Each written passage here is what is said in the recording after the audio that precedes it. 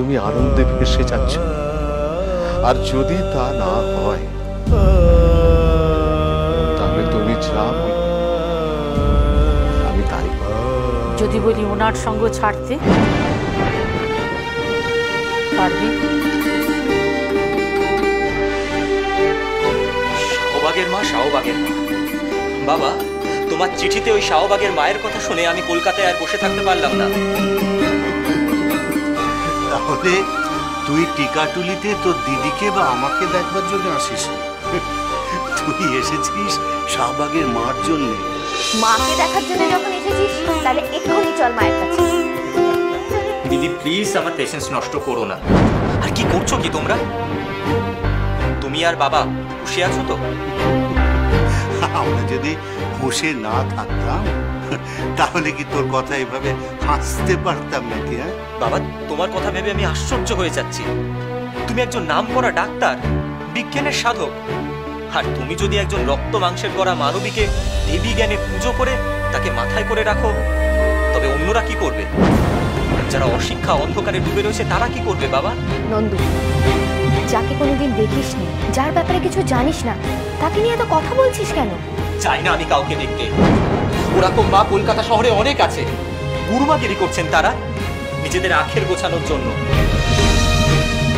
নিজের সর্বগতা মা ছাড়া আমি কাউকে মা বলে ডাকতে পারবো না। দাদা, ভূপেনের লগে কে আইছেন?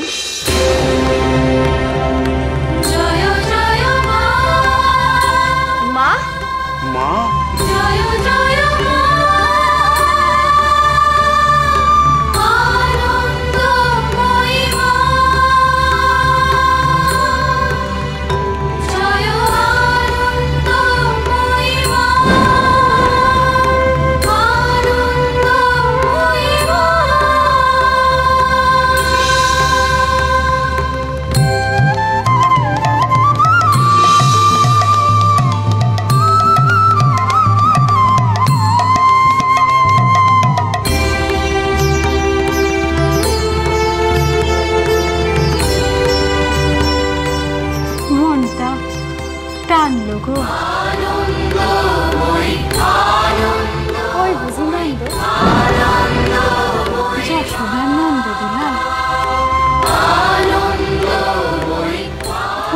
কইছিলাম টিকাটুলির বাসায় নিয়ে আসলে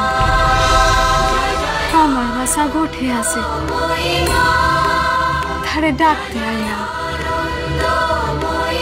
নন্দদুলাল, বাসা নন্দদুলাল এতক্ষণ গোঠে থাকে কার সবাই? গোঠ থেকে ঘরে আয় বাসা, ঘরে আয়।